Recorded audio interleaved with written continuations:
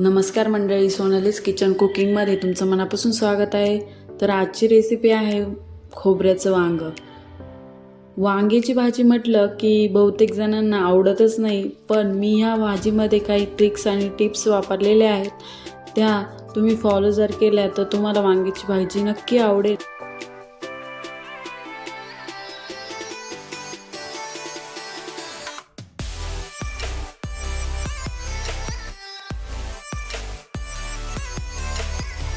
चला तर मग आपल्या रेसिपीकडे वळूया. इथे मी कोथिंबीर, वांगे, खोबरं, शेंगदाणे, जिरे,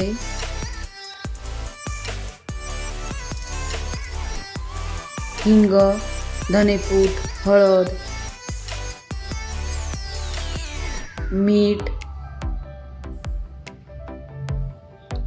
तेल, लसूण आणि लाल तिखट. सर्वात प्रथम आपण इथे शेंगदाणे भाजून घेऊ. अशा पद्धतीने शेंगदाणे भाजून घ्यायचे आहे आणि खोबरं पण भाजून घ्यायचं आहे आपल्याला. इथे आपलं खोबरं भाजून झालेलं आहे. मिक्सरच्या भांड्यामध्ये कोथिंबीर, शेंगदाणे, खोबरं, लसूण आणि जिरे बारीक करून घ्यायचे आहे.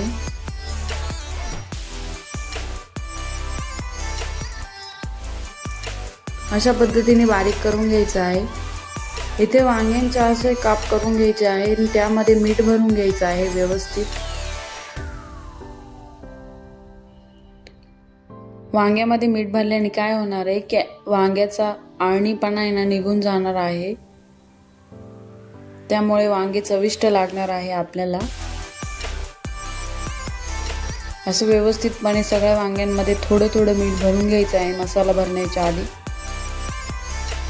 मसाल्यात थोडं मीठ टाकून घ्यायचं आहे.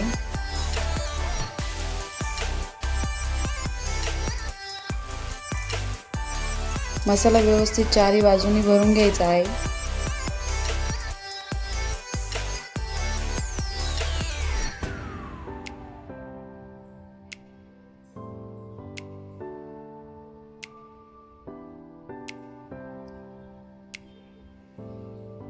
अशा पद्धतीने मसाला भरून झालेले आहे. सगळ्या वांग्यांमध्ये अशाच पद्धतीने मसाला भरून घ्यायचा आहे. चला तर मग फोडणीची तयारी करूया. इथे मी तेल टाकलेलं आहे गरम कढईमध्ये. मोहरी, कढीपत्ता,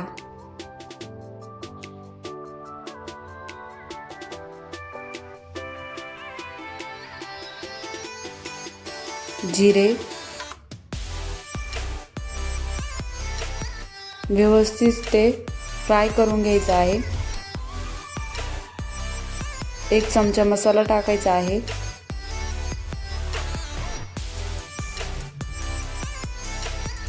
त्यानंतर त्यात लाल तिखट टाकून घ्यायचं आहे.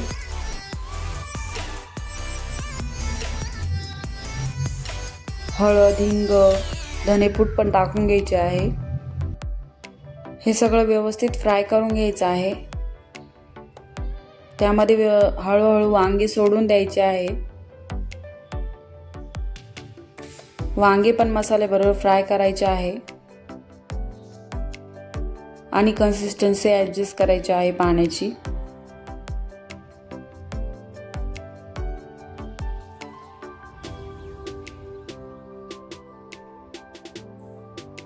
मी इथे माझ्या पद्धतीने पाणी टाकलेलं आहे. तुम्ही तुमच्या आवडीनुसार टाकायचं आहे.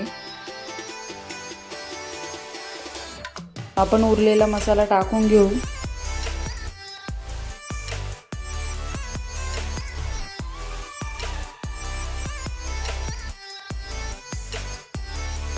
व्यवस्थित मिक्स करून घ्यायचा आहे मसाला.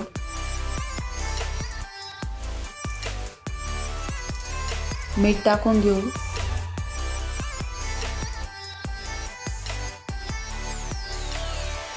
भाजीला उकळी आलेली आहे इथे. झाकण ठेवून घेऊया याच्यावर. 15 ते 20 मिनिटं भाजी शिजून द्यायची आहे. इथे आपली भाजी तयार आहे. वांगी मऊ झालेली आहे, त्याचा अर्थ आपली भाजी शिजलेली आहे. अशाच नवनवीन रेसिपीसाठी सोनालीज किचन कुकिंगला नक्की सबस्क्राईब करा. तुम्ही पण करून बघा, कशी झाली ते मला कमेंटमध्ये नक्की सांगा. Thank you for watching.